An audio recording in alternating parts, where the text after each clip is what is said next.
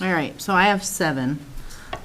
So I'll call the meeting to order, and may we stand for the Pledge of Allegiance? That's his wife.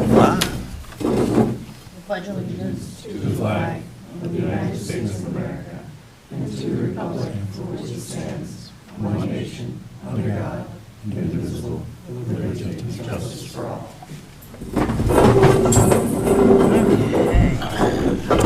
And can I have an approval of the agenda for tonight?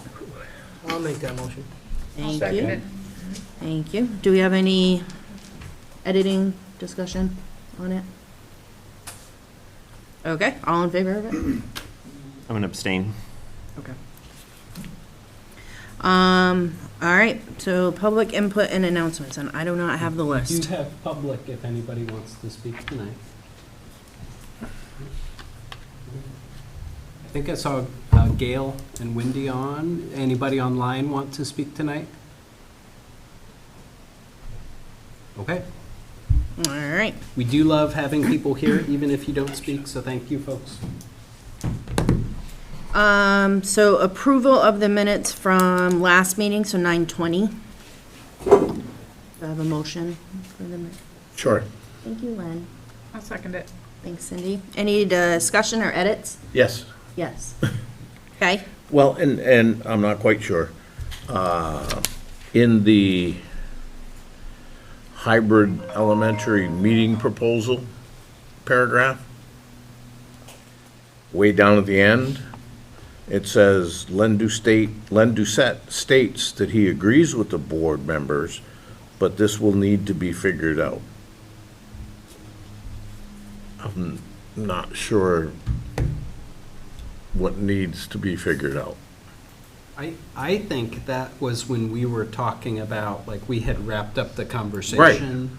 And we were saying, maybe it was that you had stated previously, we need to figure this out. And we said, okay, well, we'll get a proposal, and we Right. did figure it out. So maybe that's, So I would just say that we it needed to says figure Len this Doucette out. states that he agrees with the board members. Yeah, and leave period. it at that. Okay, yeah.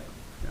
Now, I think that was talking about, well, why are we here? Because we decided we needed to figure it out. Right, right. Okay. If you're comfortable just striking that and everybody else is, we can do that. anything else on that?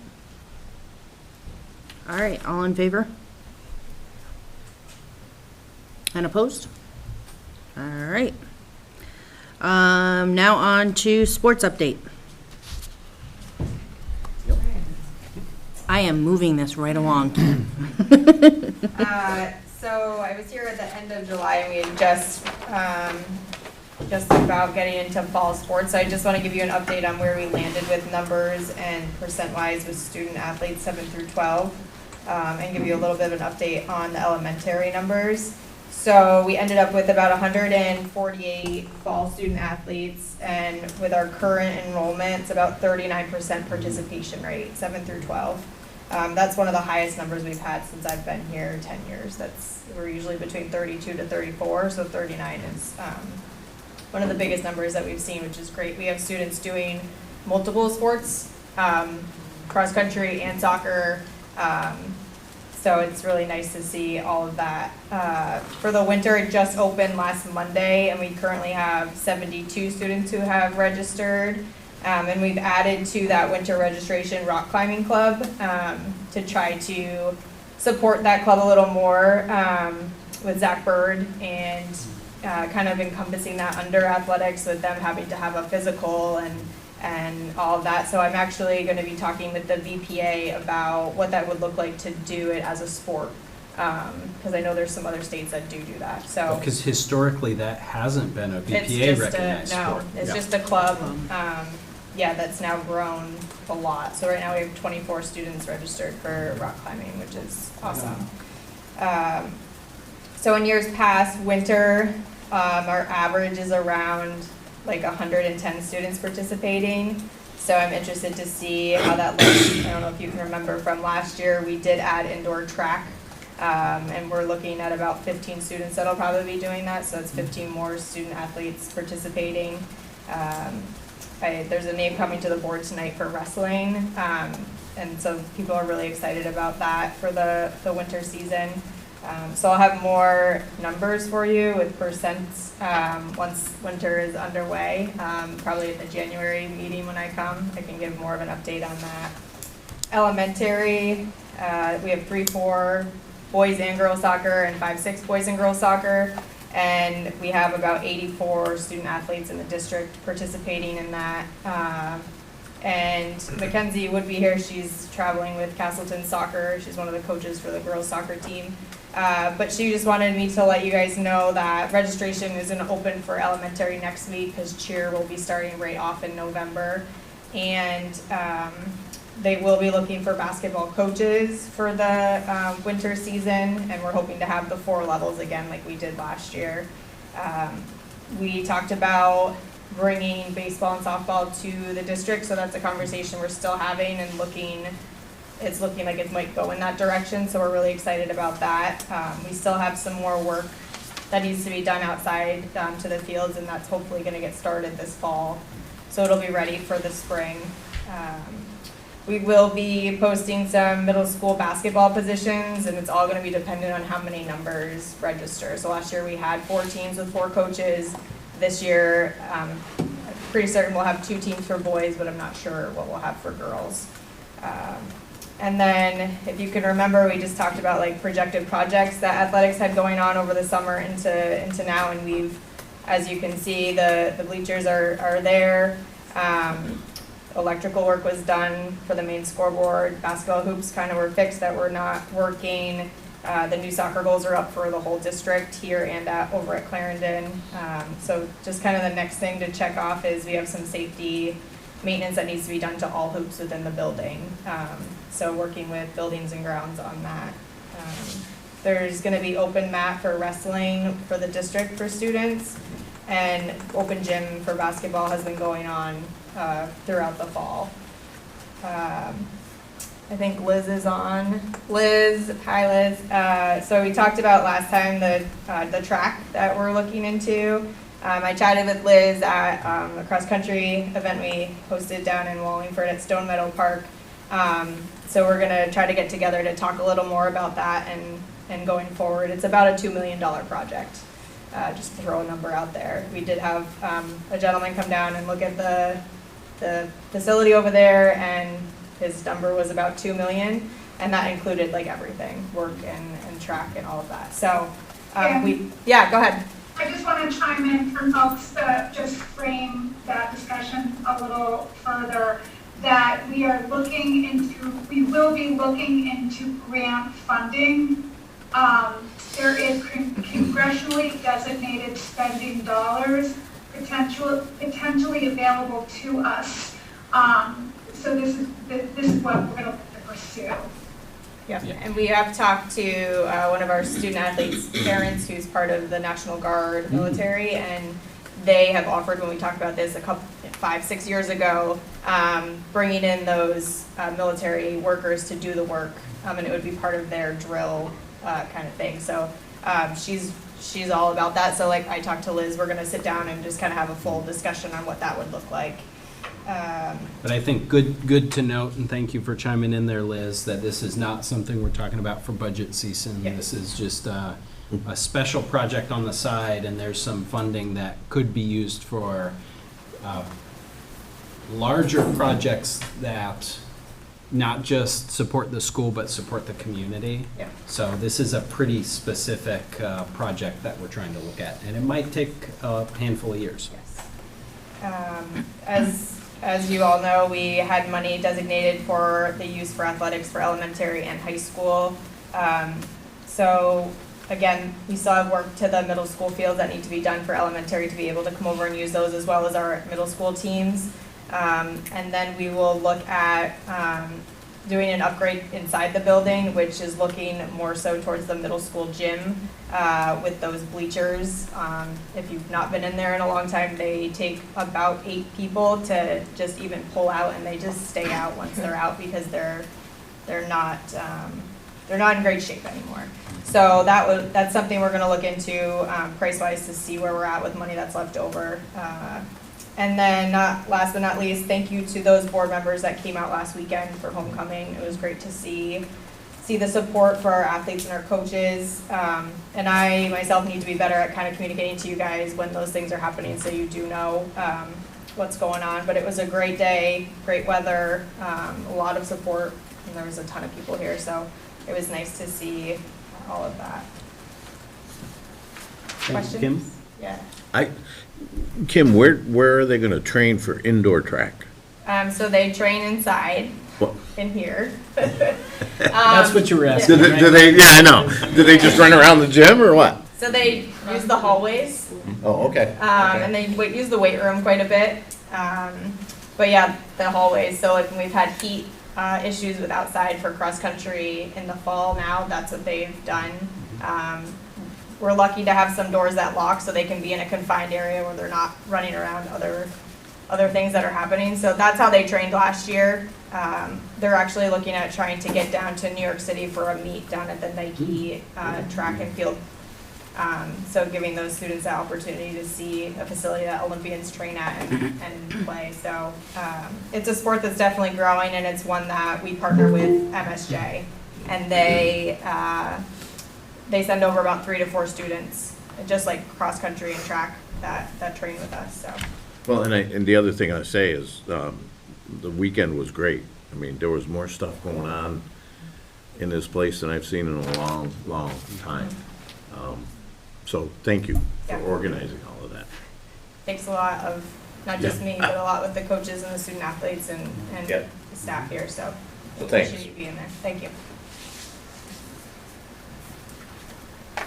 Have you, because we were talking, one of the reasons why we gave the money, especially for elementary, have you heard positive things from community members, or at least less negative things about like the fact that we're offering these sports? So I think, and you helped out last year with soccer, right? Yeah, did you help this year too? No, Okay. Olivia didn't play this Okay. year. That helped last year with soccer assistant coaching. So I think communication-wise with elementary AD has been a lot better out to coaches. She's actually coaching one of the 3-4 teams because we couldn't find a coach. So I think that communication, we also are playing schools within districts and then doing the rec program as well. So they're getting a kind of a double dip with more games to play. And that's what we'll look for winter as well. And I think just having the fields lined over there this year, goals up in the middle of the field, really, like there's 3 fields over there they can practice at. So I think having the facility ready, which took everybody helping and getting it on time for when they started, was one thing that those coaches from last year were really looking for, and we strive to tell them we were going to do that, and we were able to get that set up and lined throughout the year too, so it's not just a one job and done. We have the paint, which we were using money from that $80,000 to support. We bought a new paint liner that stays over at Clarendon, so we're not transporting the one here back and forth. So Mackenzie could probably speak more to the positivity on that, but from what I've seen, I think it's definitely better than it was in years past.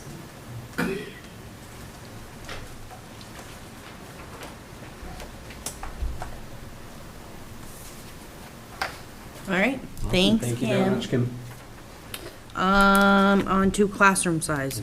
Feel free to scoot. Thank you. Class size will be me. This is something, and I'll throw this up on the screen just so folks can see it. This was in the meeting materials packet for board members. So this is the same exact template that I shared with you last year, so just updated. And this is, I think, good timing because we've settled into the year reasonably. There's always enrollment fluctuation the first couple of weeks of school.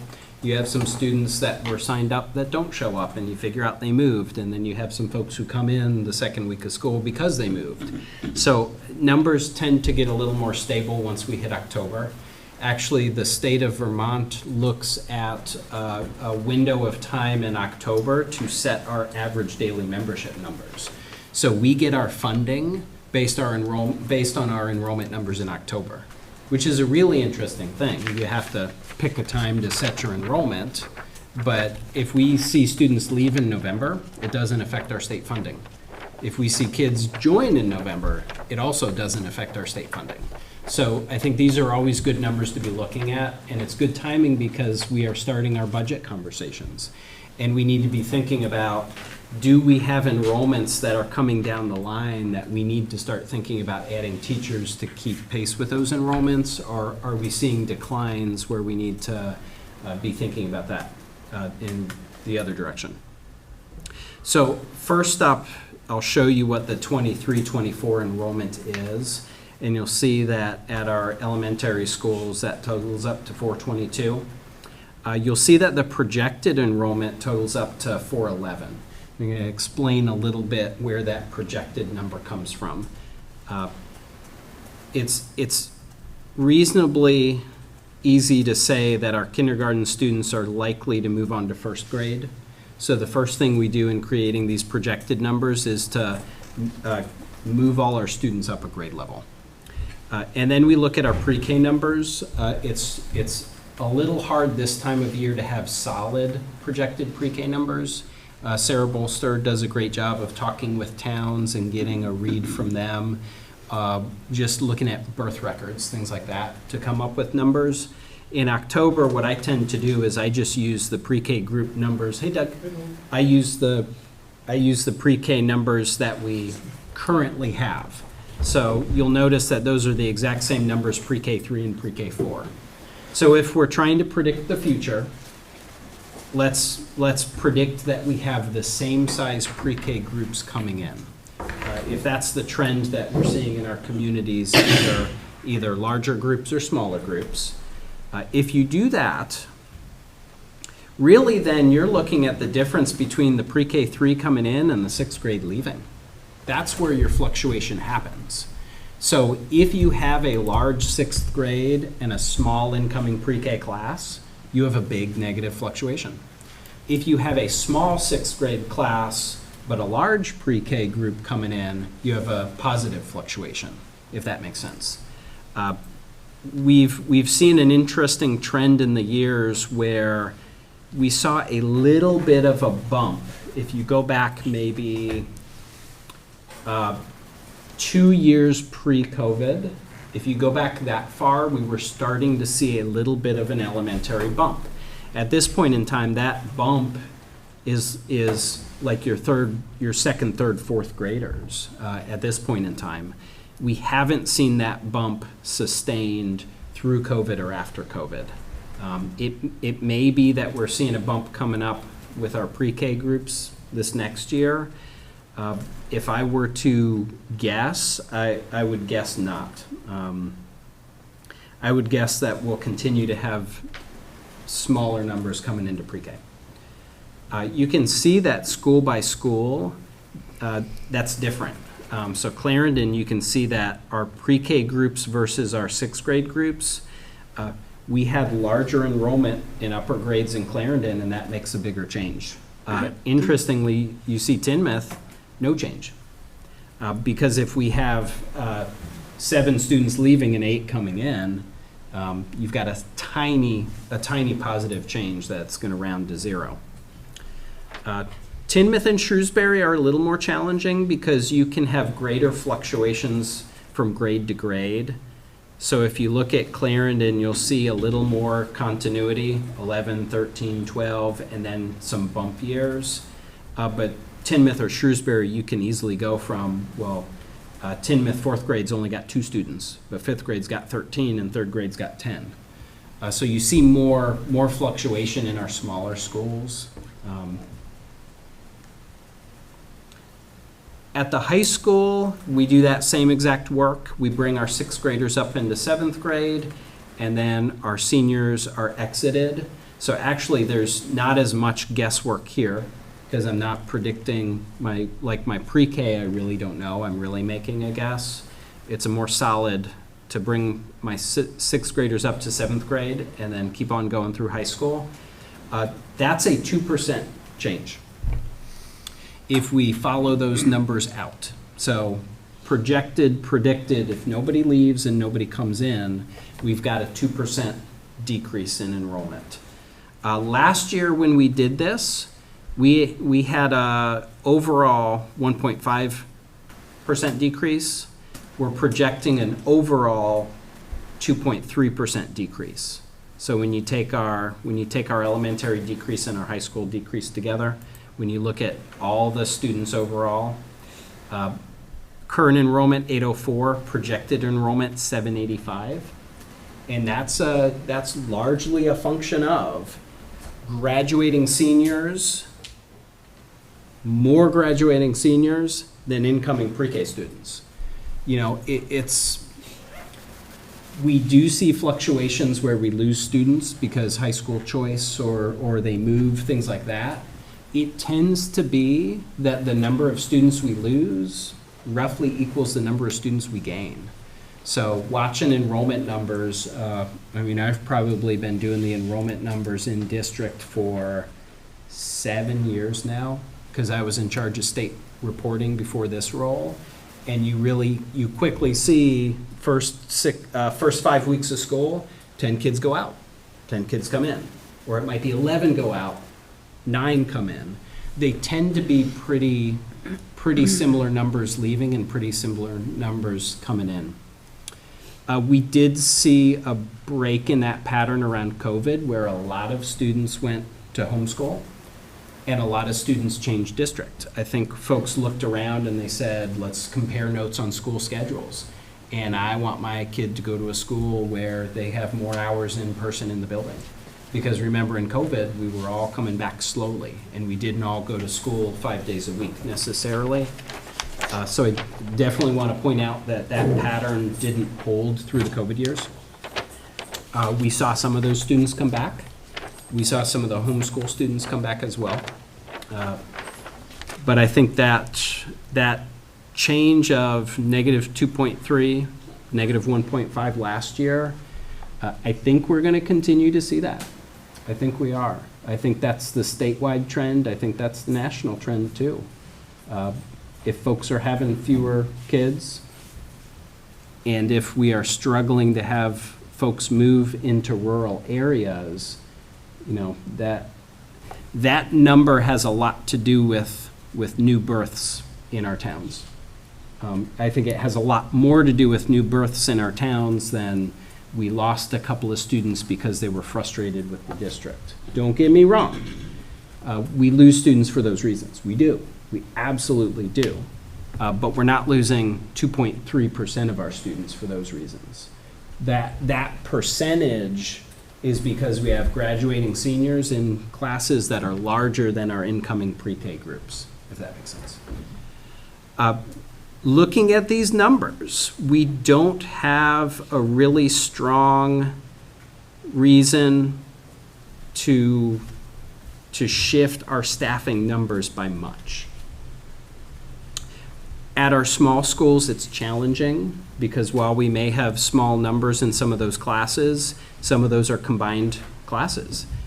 At Tinmouth, we don't have a third grade teacher for 2 students. In some cases, we have 3 grade levels combined into that classroom. So Shrewsbury and Tinmouth, without losing 20 students, it's hard to advocate for losing a position at those small schools. Clarendon and Wallingford, at this point in time, we have 1 teacher per grade level at both of those schools. And it's, I think, hard looking at these numbers to say that we can get away with fewer. It would be really hard to combine classrooms at Clarendon or Wallingford. Last year, we did a lot of work on class size at the high school. And we compared regionally, we compared state level. And while we were not in incredible shape, I think we were not far off from state averages or our regional districts. The challenge with the high school is scheduling. The more teachers you have, the more classes you can offer, the more we're able to schedule students in what they actually want to meet their goals for after high school.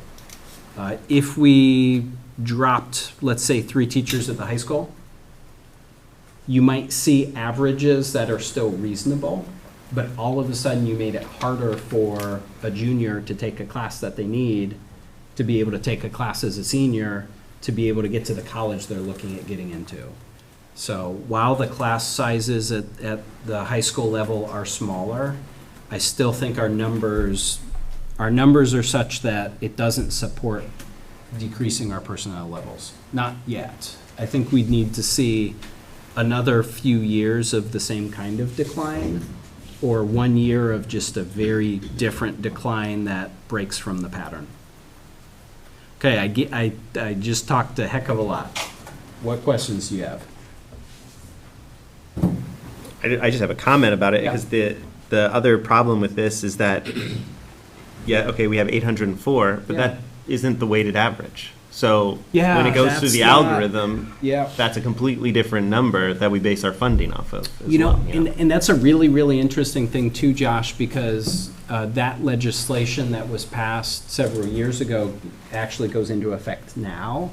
We don't have 100% answer in how that's going to affect our district. What we shared with finance was that the projections from the state around our budget are somewhat favorable. So let me put that in more concrete terms. If we have 804 actual students, the state is going to weight those students, and they might say to us, we're going to give you funding for 820. That's somewhat favorable because that's a little more than we actually have here, so we get a little more funding for that. If we were a district where those weightings were not going to be favorable, the state might say, 104, okay, you're only getting funding for 104. That's it. That's all you get. So depending on that weighting, you're going to get more. And everything we've heard from the projections is we're in a somewhat favorable position. So I think that's another reason why, cutting personnel doesn't make sense if we're in a somewhat favorable position. We talked a lot last year about the history of the district, and I know I'm going into finance committee now, but we talked a lot about the history of the district in the last 10 years or so being working hard to find places to eliminate, to get rid of the fat so that we have a little leaner budget. And I don't think there are places to do that cutting anymore that won't really hurt. So I think another reason why cutting this year doesn't seem appropriate. If we're in a favorable position, then let's use that to our advantage and support our schools. But that's a good question, Josh. That number isn't exactly how we get funding for our students. And, we still don't know 100% what that means. We haven't seen the final math on that.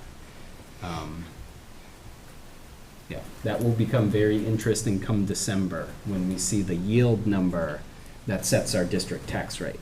Then it'll become real. Until we get the yield in our district tax rate, who knows? There's a lot of conversation around amongst business managers where they say, okay, so maybe the weighting is going to change, but then if you shift the yield, everything gets shifted somewhere. So is it really going to be that much different in the end? Because there are so many different places to make adjustments until we actually see our funding. Who knows? I wish it were a far simpler system. Other questions? Because again, that was a lot of me talking.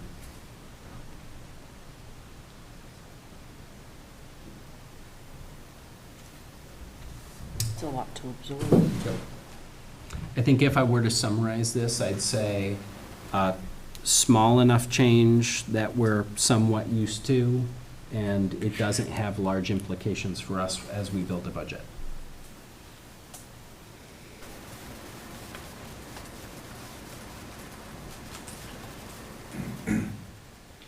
I feel a Len's question got- coming, Len. I was gonna say, Len's got us thinking. At one time, Mhm. in the not too distant past, we were pushing to bring Ludlow, Mount Holly students to the district. Yeah, we have a fair number of those Do we? students. Yeah. Okay, that's, Actually, They're we had a really interesting year. That stabilized us from some of the losses we saw through COVID. If we wouldn't have had 30 students, Yeah. 20 students, that's a big swing. Is that still what we're looking at, Brian? I don't know, I'd have to check on that. Okay. I don't know that it's fluctuated much since then, because our numbers really haven't, but I don't want to give you a number that's No, wrong. that's fine. I'll check. Just at some point down the road, Yeah. because I remember us making a big push in terms Yeah. of transportation Yeah, and, and we did have a fair chunk of those students, and we went, ooh, thank goodness. yeah, Because yeah. 20 I students. remember that. Yeah, 20, 25 students, 30 students is huge when you look at what's that percentage of 800. And we got 5 out of the 7 Middletowners this year, Yeah, Really? which is awesome. which is all school choice kids. Yeah, yeah. And that is way up from years prior. Yeah.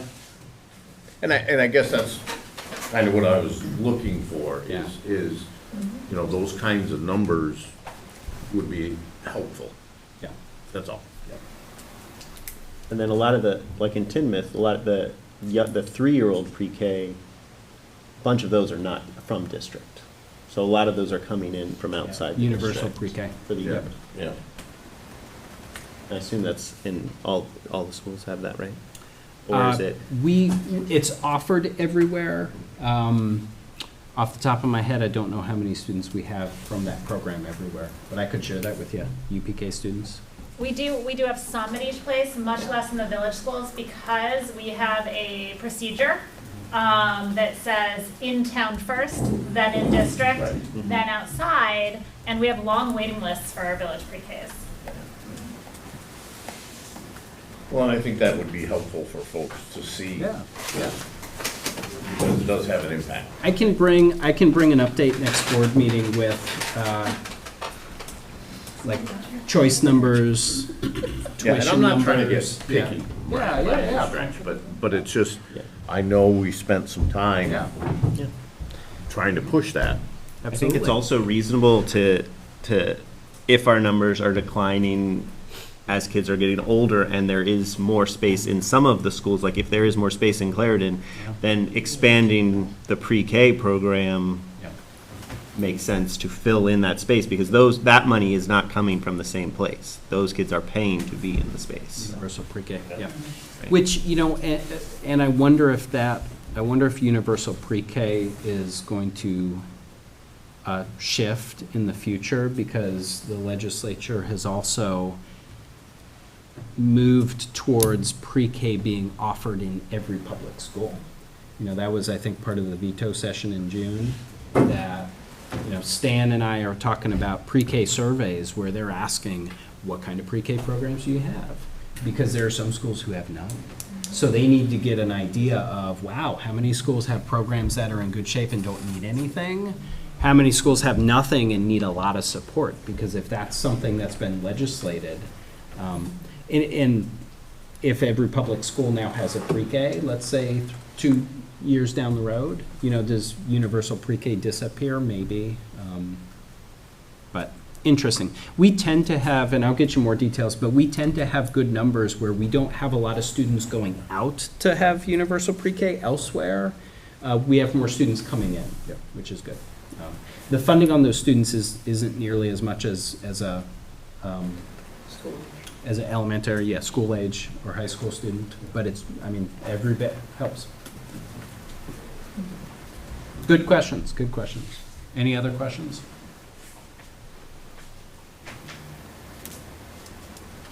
Okay. Thank you for letting me share all that. I know some of that can be dry and boring, but I think it supports the work that goes into budget, and it helps us have a more solid understanding of how do we approach that budget, so that we're not just going based on how we feel, but we're balancing how we feel with the numbers in front of us. Brian, Yeah, Liz? can I just add that this is not a unique situation to the Middle River District? This Yep. is not just statewide, this is a nationwide issue, that people are moving to more urban areas. Yeah, no, worth noting. Thank you, Liz.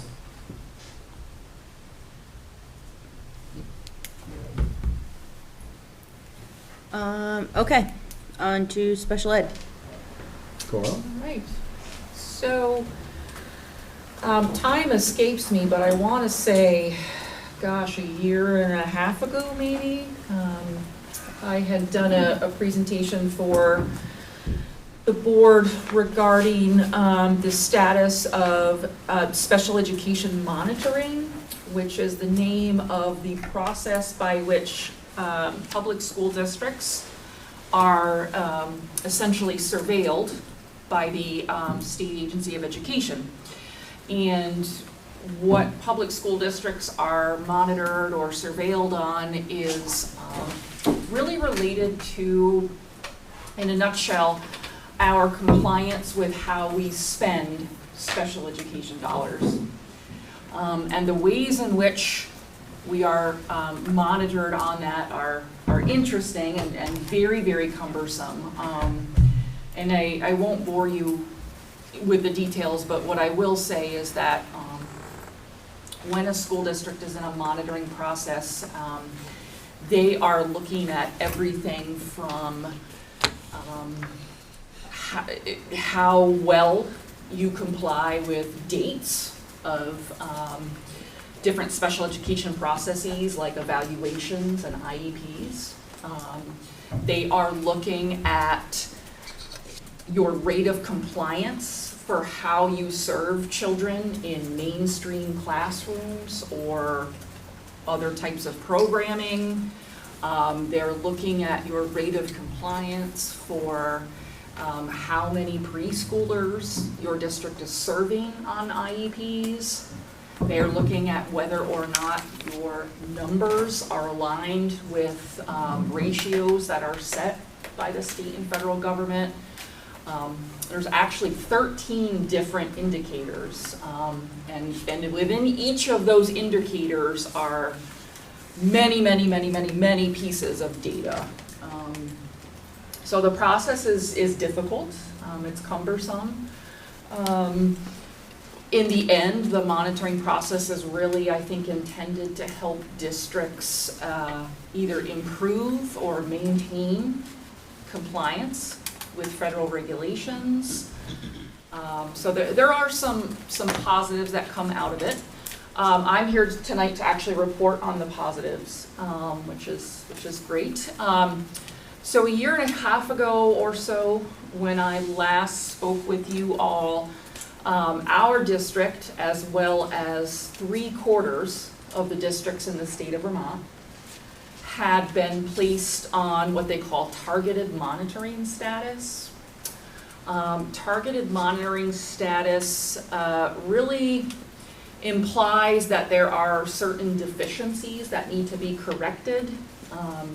Although when I did my presentation to you, we were actually placed on that list because there had been technical challenges with sending the state the data that they required, and so evidently you get one shot and you're out. So if your spreadsheet shows up missing a number, you're done. And that is, I realize I sound like I'm joking, but in all seriousness, that is exactly what happened to And us. this was a process that was new in the state. And I Yes. think the agency was still ironing out some kinks. And I think they still are. There were some technical difficulties that were common among districts where we uploaded scans and they were blank when the agency looked at them. And Yeah. that was a problem with the system and how that was being accessed through the system, not a problem necessarily with what we were doing. So there Yeah, and you can were definitely imagine- some growing pains there. When you're uploading literally hundreds of pages to a website, you can imagine, that certainly is not a perfect process. So long story short, we had been placed on that targeted monitoring list along with 3/4 of the other public school districts in the state. So that means that for about a year and a half, we had pretty substantial reporting requirements that had to be met. At one point, Maggie and I were kind of keeping track of the number of hours that we had into it. It was a lot. That hard work, though, did end up paying off. We were notified, Brian, 2-ish weeks ago, maybe? We were notified from the Agency of Ed that we were compliant, that we had met our obligations relating to targeted monitoring. And the best news is we were informed that we have no further obligations until 24, 25. So we were really, really happy to hear that. And a lot of hard work to make that happen, especially from Maggie Ains and our secondary level special educators here at Mill River. The reason I call them out specifically is because one of the areas that we needed to take a deeper dive related to transition plans. And those are part of an IEP that impact children ages 16 years and up. So a really, really well done, fine job by Maggie and the team here at Mill River. So I'm happy to answer questions, but. And I'll throw one last thing in before you start asking questions. I do think it's valuable that even though there were frustrations with the process, our team said, well, great, let's look at what we did get to them, and let's look at the feedback they did give us, and let's try and improve our process. So we didn't just throw the thing out and say, oh, they don't know what they're doing. We took the feedback that they gave us and we worked with it to try and improve how we serve those students. Questions for Coral? Coral, you, if I may, you came to us a month or so ago Yep. with concerns about having personnel Yep. to do things. Yep. Where are we there? Oh, Len. I'm sorry. No. And an appropriate question, because you Yeah. just heard that the special ed teams were doing a lot of extra work Yeah. for this monitoring. Yep. Yeah. I mean, I'm not gonna pull any punches, Len. We're making it work the best we can. but it's- Okay, it's and that's all, It's challenging. I'm not looking Yep, yep. to Yeah. point fingers anywhere, We're- but I just know you came to us and were concerned, and Yep. we as a Yep. board need Yep. to respond to those concerns. Yeah, we are doing the very best that we can. Yep. We're about a month into school. And I certainly can identify areas where we're having trouble keeping up, and I can identify areas where we're doing really well, and I Yeah, think and it's that's just that fine, way. that's Yeah, yep. all I wanted to hear, that we're Yeah, keeping our head above water. yes. And Yeah. I think not something that is only a problem in special education. I think Yeah, right. we're starting to see, and I think I told the board near the start of this year, our neighbor districts are hiring lots of people, and it's hard to hire lots of people. We were really lucky that we had fewer people to try to hire, but I would say that we are feeling staffing challenges far more painfully than we did last year even. Just last year. I mean, we have a lot of places who, and the way we're staffed, we were just looking at those class numbers, the way we're staffed, we don't have 2 elementary classrooms where, we could combine those if we had to, so if we can't hire a teacher, we don't have that flexibility.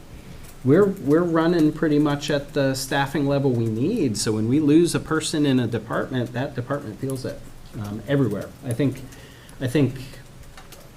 all of our schools feel that a little bit this year, and that's a tough way to start the year. That's hard. And I appreciate you, Len, saying, the board needs to know that so we can support. I think our struggle is we don't know how to support that. When there's not enough staffing to go around, we can do everything we can, but at the end of the day, if there's not enough staffing, there's not enough staffing. And I Hard. appreciate how hard people are working, and I understand Yeah. that completely. It's up to us. Part of it comes on our lap to, what can we do? Yeah. How can we help you? And I think, I'm not concerned about you not doing your job at all. Well, yeah, I mean, we are, Well, I we understand have that, expectations but of my ourselves, point is, yeah, we need to be able to help you. Yeah, And we wish we knew. We wish we Yeah. had an answer right yeah, now. Yeah, if we could say to the board, oh, yeah, do this. yeah, Staff negotiations, there might be some conversations around that, looking at regional compensation and are we an attractive district to work for? I think we've worked hard on the on the cultural piece and trying to support our staff so they stay. And when good staff stay, they bring their friends too. But I think, there's some work we can, and work that absolutely lines up with our board goal to support staff through negotiations, so that could be a place we find some things. So all I Thank can you. think about is the conversation via email that Coral and I had in regards to losing one person and how everybody got bubbled around. I think that needs to be looked at. Yeah. So when we bubble, Yeah, we can bubble easily, yeah, easier than what we had to then, yeah. because of Yeah. people not being certified for, K through 12, and I think that needs to be seriously looked at so that it's a little less stress if something like that happens. Yeah, no, that's good thought. For sure, yeah. Certainly things to think about for the future, yeah.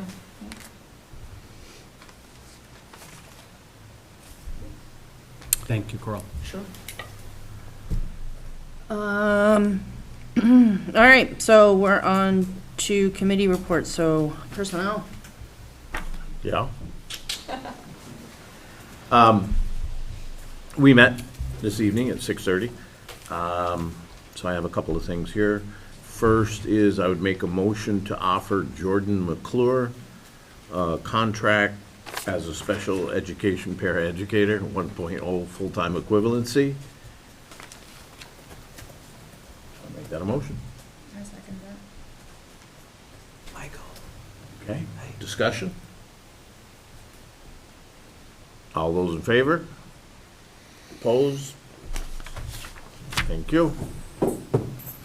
Next is a contract for Ed Hasenor. As a long-term substitute for the 23-24 school year in science, 0.5 full-time equivalency, and I would make that an emotion. I'll second. Thank you. Discussion? All those in favor? Opposed? Abstain. Okay, thank you. Next is a contract for varsity JV wrestling for Zach Allen, and I would make that a motion. I'll second it. Thank you, Cindy. Discussion? All those in favor? Thank you. Next, we have a couple of resignations. First is for Mr. Wiersbecky,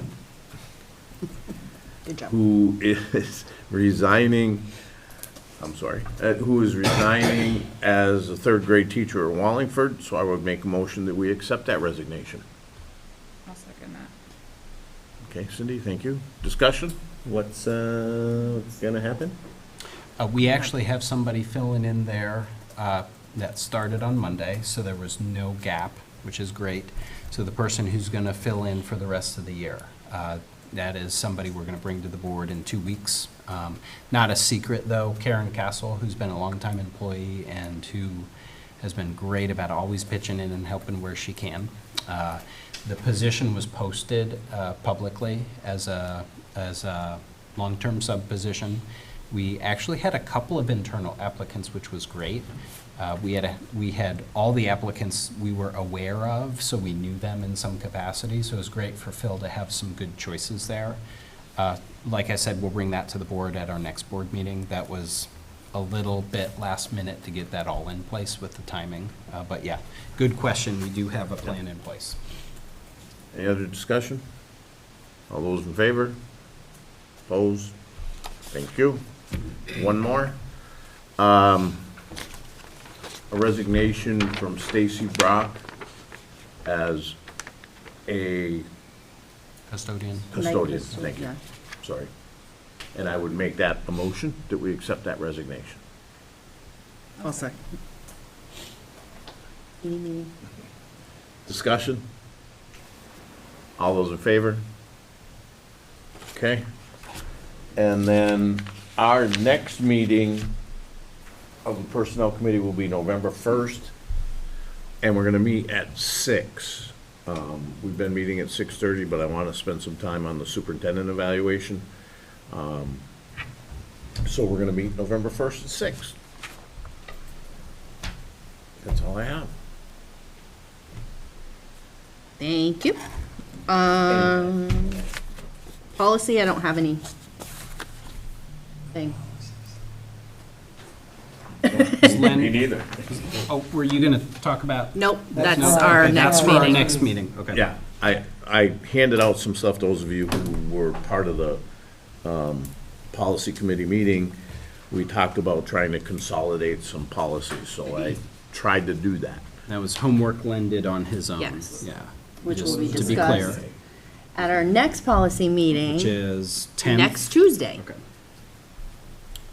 October 10th at 5:30. 5:30? Okay.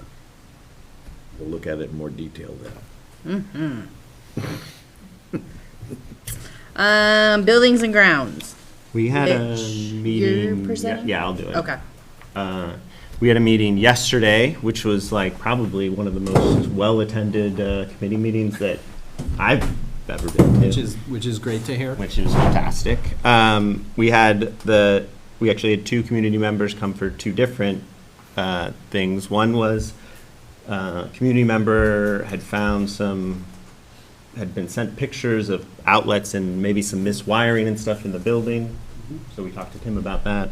We had a former board member come about Shrewsbury and how she was very disappointed in the upkeep of the building over the summer and how maybe we can try to work on that. And then the bulk of what we were talking about was how to deal with the problem in Tinmouth that there's not enough space for all the activities that have to occur. And so we had almost all the teachers come to talk about the problems that they're facing with every single day, basically. Some days worse when it's band and other activities that happen in the gym. If you can imagine when we go to Tinmouth, we're in the gym, the room that you'd walk into first, right, there's like a little classroom that wasn't really designed to be a classroom. Small, yeah. Which is a small classroom, and it is very difficult for any learning to occur if there's activity happening in the gym. There's also the space in the library, which is a smaller, like 12 by 12 room where it's like 4 people are working out of it, and also a part-time classroom, and also the library. So through ESSER funds, there was a project created to try to build an outdoor classroom space, or not an outdoor, another building in that space through a company called Vermont Mod. And the original ESSER fund is for 120. The original quote, and this was probably 2 years ago when that quote happened. Guess what happened? Surprising no one, it's very expensive now. The actual number, Maureen, it's 250? Around 250. So it's, this space would basically be, you put a foundation down, the building comes in 2 pieces, you put it together. Super high efficiency, the little mini split would run it. Solves the problem of the space. When we looked at the kid numbers, probably for a while, Tinmouth is going to have between 60 and 70 kids. Tinmouth works really well with about 40 kids. And I think. if, those numbers, Yeah. when we pointed out that one class of 2 students, that doesn't really happen as much anymore at Tinmouth. They've seen far more consistent, 5, 6, 7 kids per grade, where there were years definitely where graduating classes were 3 or 4 or 1. Yeah. So some of that bump I talked about that we saw pre-COVID, there was more of that at Tinmouth than there were at some of our other schools. So that shift from being a 50-student school to a 65, 70-student school definitely happened, and then has more or less stayed there since that bump, if that makes sense. Is Liz... Liz, do you want to say something? Yeah, I put my hand up because, so Buildings and grounds folks, it just sounds like this is something that would fall under the umbrella of a congressionally designated spending grant. And, I've tried to keep people in the loop, but I don't think I've done a great job of it because people are looking for money to do things and there is money out there. We just have to corral all of our projects into one big ask and then. Yeah, go through so the ESSER funding, the problem with this is that the ESSER funding, if it's not spent by next September, it goes away. So, Oh, I understand, so this Right. there is other money. If I'm yeah, wrong. yeah, Yes. right. And so, And I do think something that's in front of the Buildings and Grounds Committee too is we need to start looking at the building fund that we have. You know, last year, we had historically been putting 200,000 in the building fund for use. Last year, budget season, we did the work to bump that up to 250. And our communities absolutely were on board with that and voted to approve that. So we have some funding for use for projects when you start thinking about the $50,000 to $100,000 range. We can do some of those projects, but we need to start sitting down and looking at all those projects and making those decisions. And I think Buildings and Grounds has done some good work to get where they are now.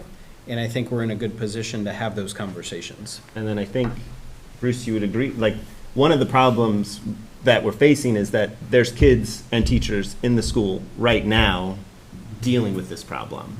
And so there may be a temporary solution that works there.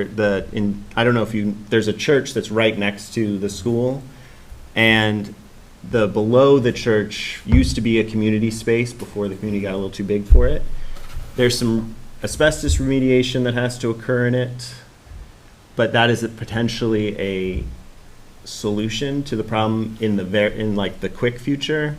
I think we're still waiting on some actual details about that space, though. Yeah, something has to be done. The building's great. Whatever you want to do with the building is great. But something's got to be done to alleviate the teachers' problems now. I mean, they've dealt with it now for, 6 weeks? And we can't, 3 weeks? 3 years. Well, and on top of the years. We just can't keep going until the building comes, because that may not happen. And I think what Buildings and Grounds needs to do is look at, well, you know, what is needed in all of our schools and how do we start funding those things? Yeah, we need a list. Yeah. From all. Well, we have our 5-year plan. That's We got a do. lot of those big ticket items on there. Right. But I think we had that 5-year plan as a draft going into the summer.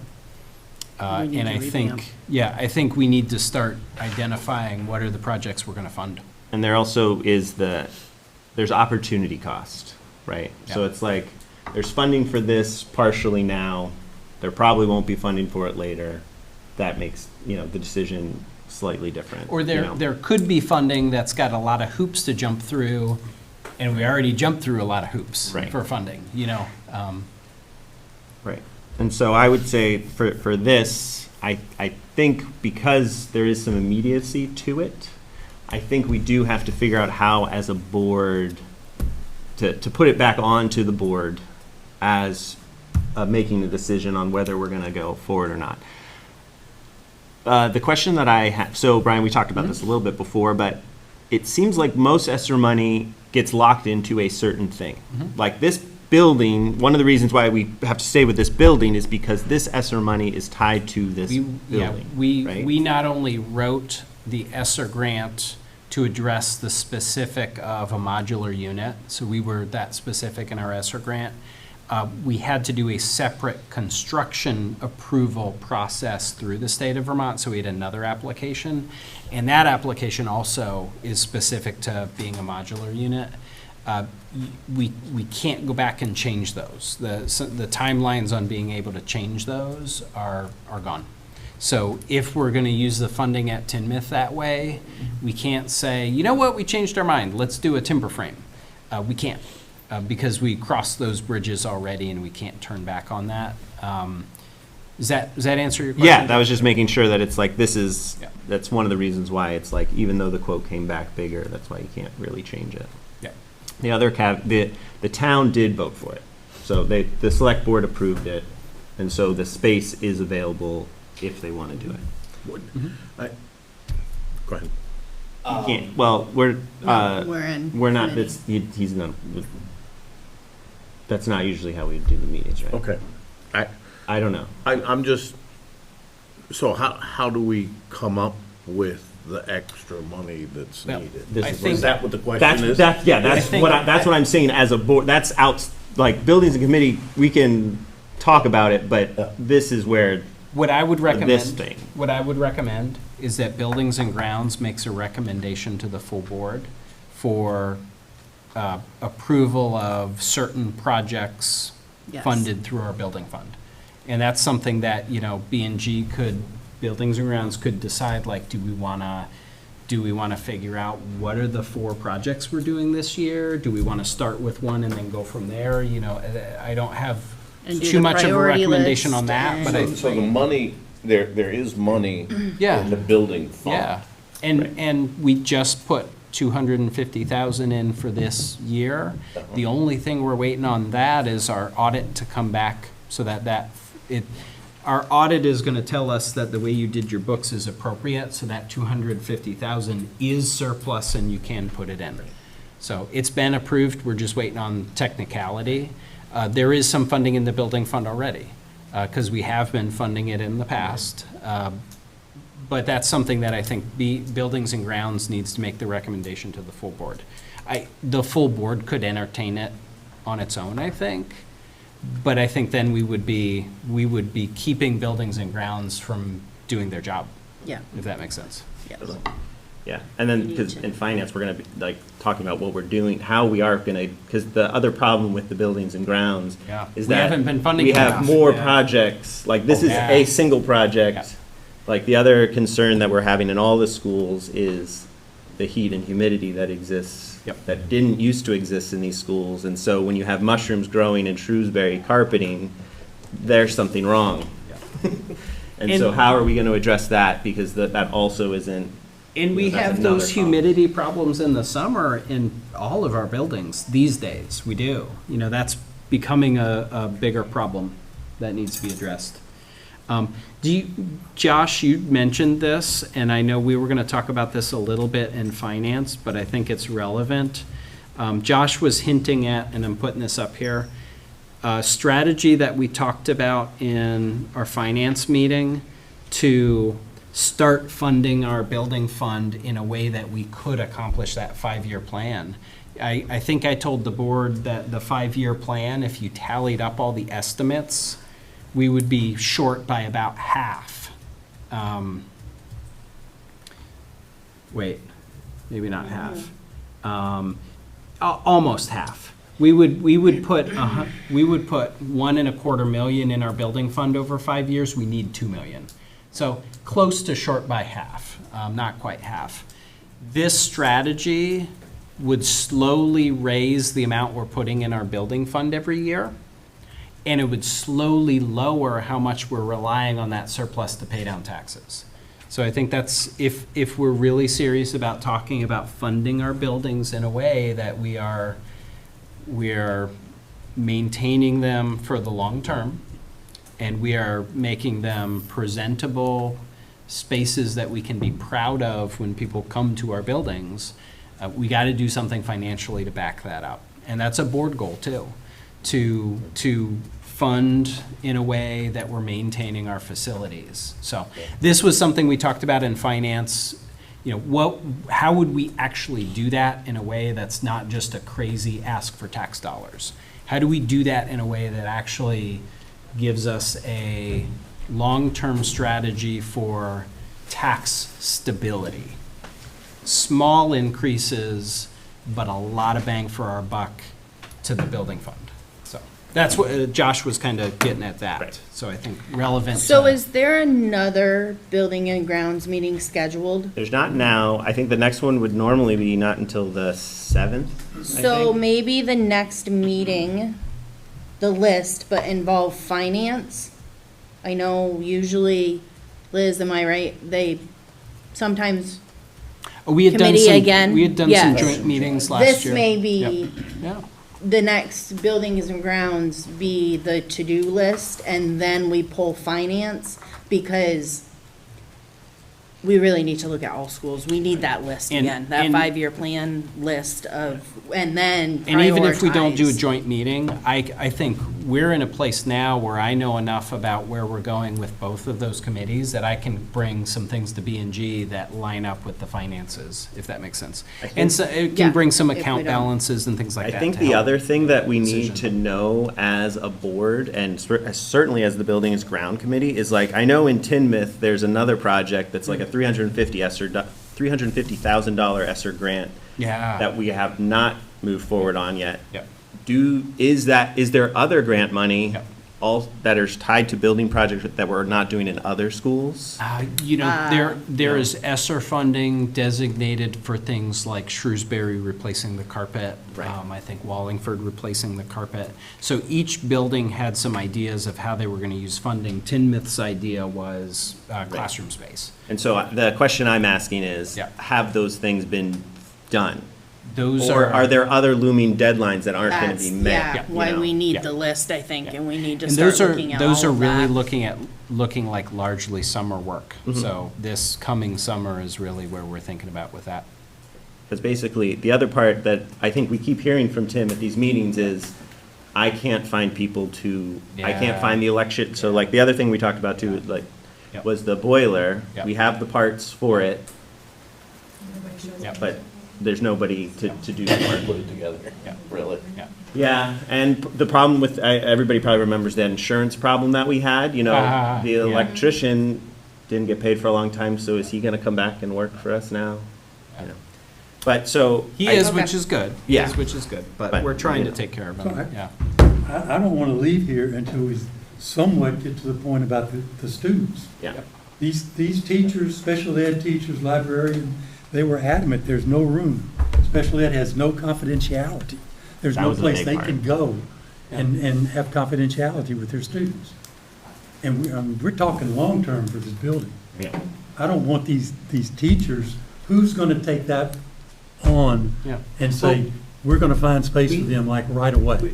Maureen and Tim and I were working over the summer to try and identify a short-term solution. So we've been working on that, knowing that we, didn't want to just wait a year. Maureen had a good thought for how we could access some of that community space in the church, and, over the summer, we scrambled to try and put some things in place. Yeah, we're just waiting for the fire marshal to get back to us, and then we would know, we'll have all our ducks in a row so we can present. So, Yeah. so you're going to write a point on that. And I Oh, think- Maureen has been. So Yeah. I think that maybe to Bruce's point is, if that space becomes available, do we have to actually do anything as a board, or can As- it just start being done?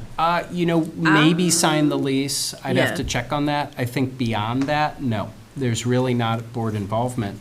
For the construction project, Yeah. absolutely.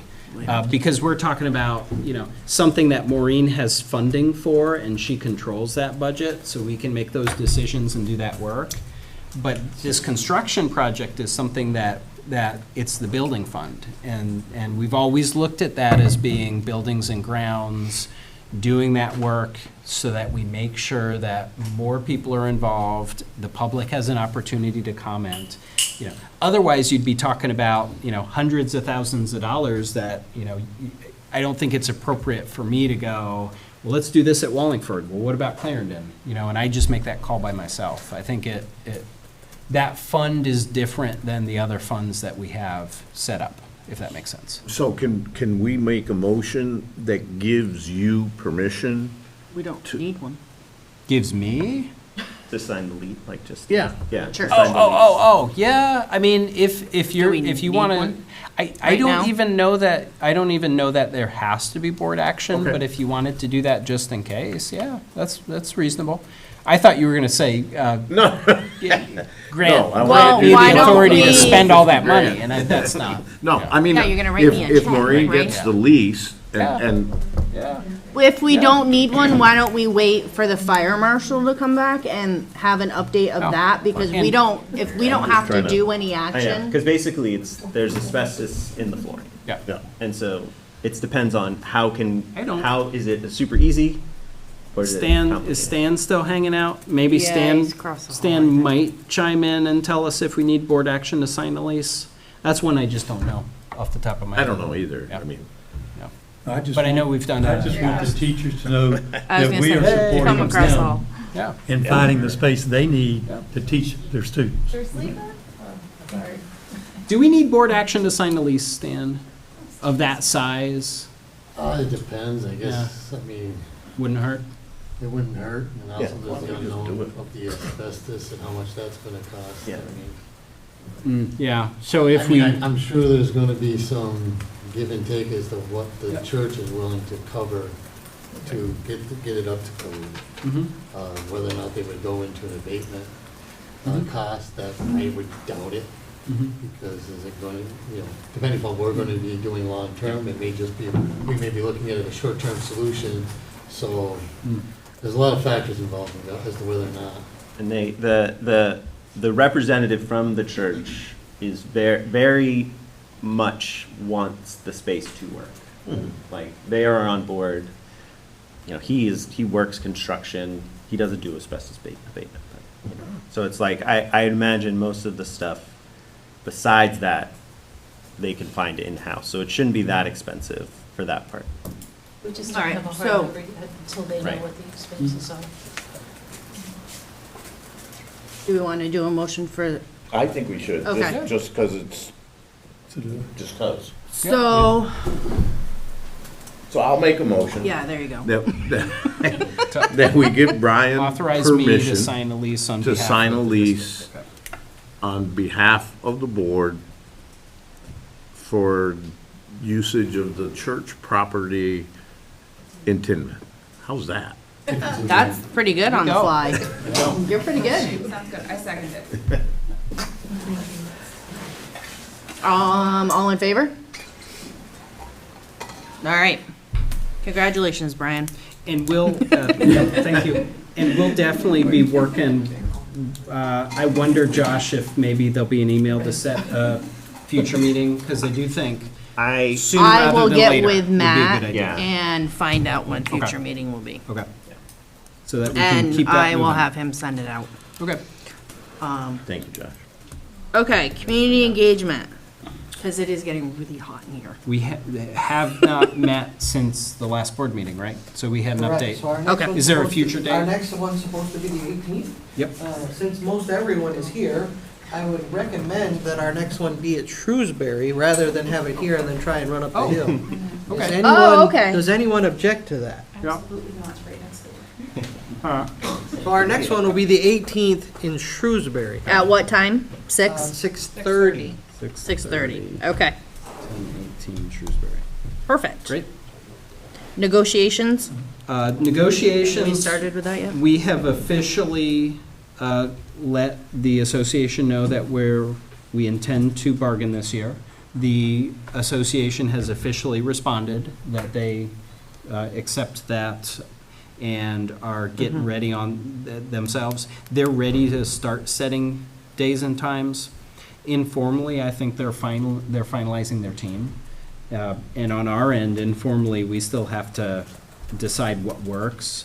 I was hopeful that the negotiation committee tonight could identify a day and a time that would work. I'd sent an email to those folks kind of prepping like, hey, start thinking. Negotiations can get to the point where we're meeting every other week. So having a day and a time that can be a regular one, I think is important. Do we have a chair of that committee yet? Well, the problem is, it's Matt. Matt's chair. I will find out from Matt Yeah. then. Okay. Because I think he is the most important Yeah. He is. person, and then Yep. you can Okay. rotate around that Okay. space, right? All right. If folks are comfortable, we can do a follow-up email to identify day, time. And then I wonder, would folks be comfortable launching into that maybe the last week of October? Is that a reasonable tentative time to start? And is that a meeting that would be us or as a whole, with? That would be with both everybody. That would be with everybody. And We do would we- do a pre-meeting. Yeah. What's We up? would meet and do our work, and then we would have everybody there. I will find out. You Matt know- and I will talk tomorrow. Okay. Is that, so you're saying that you're thinking the 23rd through 27th, that Yeah, the full and last that's- full week? Earlier in the week would be helpful for me, Okay. that's all I'm. All right, And I that's- will let him know. Incredibly I'll talk to 'em. tentative, because the union could say, oh, we got our team together, are you ready next week? Yeah. Or they could say, oh, we still need a little more time. I just wonder, if I know end of October is comfortable, I can have a conversation with the association. Okay. I think it's comfortable if we have a chance to Okay. meet prior to that, Yeah. just Yeah. Yep, for last minute questions. yep. Right, and to go over those, that list of Ground the rules and stuff all that we fun wanted stuff. to Yep, talk about. absolutely. All right, I will touch base with him tomorrow. Okay. And I will get emails out, or have him email for me. Mhm. Okay. Liz, finance. Good evening, everyone. We have the following pay orders for approval from the general fund. We have a pay order in the amount of $297,915.40. Labeled officials, we have a pay order in the amount of $4,075. From the general fund, we have a pay order in the amount of $13,981.56. From our after-school program, we have a pay order in the amount of $864.56. From our lunch program, we have a pay order in the amount of $2,428.08 for a grand total of $319,264.60. From our student activities accounts from Mill River, we have a pay order in the amount of $1,600. For payroll this evening, we have regular payroll in the amount of $598,097.08. And also regular payroll, payroll, we have a warrant in the amount of $842.04 for a grand total of $598,939.12. And I move that we accept and approve this payroll and these pay orders as presented. I'll second that. Is that Nick? Yep. Thank you, Nick. Any discussion? I'm not seeing any, but you're all kind of small, so let me change No, we're the good. layout. You're good. All right, any discussion? No. Seeing none, all those in favor of approving payroll and pay orders as presented? You're good. Unanimous in the room. Thank you very much. The next meeting of the Finance Committee is Thursday, October 19th at 5 p.m. I thought he had one tomorrow. Oh, we were gonna have one tomorrow, but then we had some challenges and had to reschedule. Okay. So we had it last week. Parent-teacher conferences.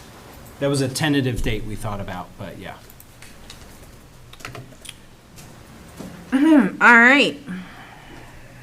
I'll deal with that later. Thank you, everybody. Oh, did we do future meetings, Liz? We were Yeah, gonna the maybe talk 19th. about it in this meeting to talk Yeah. about a future date. So something we had talked about was holding those budget forums like we did last year. The finance committee thought that 2 still made sense, that's what we did last year. And staggering when those would be, having slightly different times. We were talking about October 19th being the next meeting, and that October 19th, we would meet public session 4 to 5, and then our finance meeting 5 to 6 on the 19th, if that made sense. And that public session 4 to 5 might be something board members wanted to attend. That finance meeting might be something board members want to attend too. I think those start to become pretty important committee meetings. And whether you're on the committee or not, you can absolutely attend. So if that seemed reasonable, October 19th, public session 4 to 5, finance meeting 5 to 6. Then we would try to do a public session right before our board meeting. So later in the evening to try and accommodate more people. November 15th, 6 to 7, having our public session. And then the following day, Thursday the 16th, we do our finance meeting 4 to 5. We definitely wanted to highlight the November 15th day. If that gets in the way of personnel or community engagement, if you were thinking about doing a meeting. November 1 is personnel, right? Right. So community engagement, were you thinking about doing a meeting on the 15th. 15th? That's been what we've been talking about, but Yeah. Would you be willing to shift that to accommodate the public forum? Is that, okay. That was, I think, our big question, Liz, is that right? On the off 15th. week, yeah. Yes, and I had sent it to members of the finance committee, just saying, let me know if this is at all problematic, and Yeah. I announced that I would be sharing this with the whole board. Because we want to make sure we have the quorum, but then we did want to make sure the rest of the board felt that they were welcome at the public sessions or the committee meetings. Okay. Thank you, Liz. Brian, one more thing. Yep. We did discuss you sharing the information that you would have shared at the finance committee meeting on September 27th, at Yep. which we did not have quorum. Yeah. And you did a little bit of a sneak preview under buildings and grounds. Yeah, Liz is referring to this, and I do wonder if folks have any questions. I'll go through this fairly quickly. This is something I think the full board had when we put it in our finance packet. I told Liz I was going to put it in this week's packet too, and I totally forgot. So I'm sorry that you didn't get a reminder of it, but you should have gotten it for the finance meeting. The pupil weighting that Josh was talking about earlier when we were looking at class numbers, that pupil weighting does put us in a somewhat favorable position. Reminder that ballot language this year will not show increase or decrease. It'll just show our per pupil cost. That's because the weighting is changing. They don't want us, thank you, Liz, for letting us know. They don't want budgets to be held up because the state changed the funding model. Because the state could change the funding model and all of a sudden your budget has a huge increase because they changed the funding model. Or your budget could have a decrease because they changed the funding model. So it's not because of anything we've done. So the state has said for the next several years that the ballot language is going to be simplified. So just a reminder there. Wouldn't impact us too much because we're in a favorable position. We're starting to do that work we did last year of meeting with principals, department heads to get budget proposals. Folks are also working on that $50,000 that was added to the budget last year for teacher supply fund to divvy that up and use that appropriately. And we're trying to come up with some long-term plans for that. How can we use that more effectively, efficiently, like we've talked about a little bit. So we haven't lost that thread. Now, here's what I was hinting at during buildings and grounds. Thinking about a 5-year plan where we could back up from this, rather large reliance that we have on surplus funding to pay taxes down. This past budget year, we used $700,000 to keep our district tax rate down 7 cents per $100 of property value.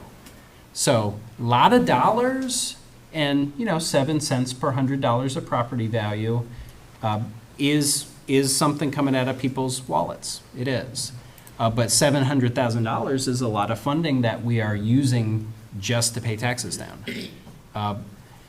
If we get to years where we don't have that surplus, we're in trouble. Because now taxes are going to jump 7 cents per $100 of home value. And that was our fault because we were relying on surplus and then the surplus disappeared. Coming out of COVID, we've had a lot of surplus funds. And we are highly unlikely to see the same surplus funds coming our way. So we've been having some conversations around how do we start lowering the amount of surplus we're using so that we walk away from that potential cliff, but we do it in a way that minimizes the impact to taxpayers. So next year, proposal would be, well, let's use 600,000 to pay down taxes. Then let's use 400,000. Then let's use 200,000, so that we're slowly walking away from having to use so much surplus. That does mean that we're looking at at small increases year to year to get out of that surplus hole. But I think far better than we just run out of surplus and taxes swing 7 cents. We're talking about how do we strategically have taxes go up 2 cents per $100 of property value, so that we get to the point where we're not relying on that surplus so much. The nice trade-off of that is if we start easing up on how much surplus we're using to pay down taxes, we can start putting a little bit more in our building fund. It's not a complete trade-off. We're not going to go from 700,000 to pay taxes down, but now we're putting 700,000 in the building fund. But we can put more in our building fund because of that. And I think that's tax stability, I would think would be a good thing for our communities. Putting the funding in our building funds to actually care for our buildings the way we've said we want to, I think is a good thing too. So this is our proposal to be chewing on before the next finance meeting and before we bring a budget to the board. Does this make sense? It does, as long as the 700,000 is a static number. What do you mean, Paul? That your surplus of 700,000, Yep. you're assuming that out over time. Well, so Stan and I talked a little bit, and we're projecting that we're only going to have a 350,000 surplus year to year. 700,000 is crazy, and we probably will never see that again. Okay. So what we're doing, Paul, is at the top corner Right. left, that 1.5 million, which is what we have. We have that much in unanticipated surplus, which is crazy. Which means we could get through about 3 years of using surplus the same way, then we'd hit a cliff. Yeah. So how do we slowly, if we're adding less in surplus, how do we slowly start dropping the amount of surplus we're using to where it equals out? Where maybe we're using, we get to the point where we don't have any surplus, but we don't need any surplus. Yeah, I get the theory there. That's the I theory. was misreading That's the theory. that in terms of And that was probably what the 350 meant, yeah. lack of clarity on my end. I think the other probably, question Paul. of it too, and partially what we want out of the community engagement, is Yeah. the diminishing returns of, Yeah. if you spend $100,000 to lower taxes, could you spend that $100,000 on something in our facility Well. that inherently lowered, instead of having to bond something out in the future? And we're talking Is there about a something that we Tinmouth can do? project where we're talking about $200,000. Which is 150 That's a of shift money we that we could- would have to spend. That's a shift we could make, give or take. or we could keep paying taxes down. It's not a shift we have to make. But if we want to fund that 5-year plan, we got to figure out some way to do it. And I think figuring out a way to do it that minimizes, I'm not going to say tax increase, but minimizes instability. So that from year to year, if there's an increase, it's a small increase. Year to year, if there's a decrease, it's a small decrease, so people know what to expect. We've gotten into a position where I'm a little nervous about if we keep doing what we're doing, we're gonna have a year where people get really upset because taxes swing, and we don't have anything to show for it because we didn't actually do anything good with any money we had that we could have saved. Just So, moving forward, I think that's Yeah. a huge yeah. educational Yeah. piece that we need to provide the taxpayers. Oh, yeah. So that they understand what we're doing. Because the reality is, you're trading off Yeah. taxes Yeah. for infrastructure, Yes. okay? And we're specifically making that trade-off. We're not saying your taxes are going up and, we're doing 3,000 more here, we're doing 2,000 more Yeah, we're here. changing the carpet We're in doing a bunch Shrewsbury. of different things everywhere, and it's hard to really see that. Yeah. It's a very clear trade-off of, it's going in the building fund. Yeah, and And Buildings and Grounds oversees that building fund, not me. Yeah. So I think there's great opportunity for public input in how those funds get Yeah, used. well, and Yeah. I think. That's a good point, Larry. As, you know, I think buildings and grounds in the past and the operations manager, I think there could have been some better work done. Yep. To not necessarily be in the place we're in right now. Yeah. But we're not in a bad place, but it's Yeah. just like of having an actual plan of the things that need to be done. And there were some good big projects that were done around energy efficiency that are gonna pay dividends in the future and already are. We're ready for a different kind of work. And that's where I think, there's a reason we're having this conversation now, not in December. I think because we need to be having the conversation and engaging the public in this. And to have that public forum, you know, last year our budget forums were were pretty much saying, you know, what can you tell us? We didn't have a lot to put in front of them to get their feedback on. I think this is a great thing to get public feedback on. And then tell us anything else you want to tell us. But I think we're starting this process with more so we can get better feedback and we can do better work. So. I just think it's critically important, that's all. Oh, yeah. Yeah. So just a preview of where we're trying to go with finance. Liz, did that capture that reasonably? I had to step away from most of it. Okay, I'm sure nope, you did a sorry. beautiful job. Fair enough.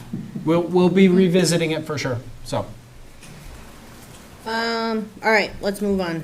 Legal, do we have any other legal business? None that I'm aware.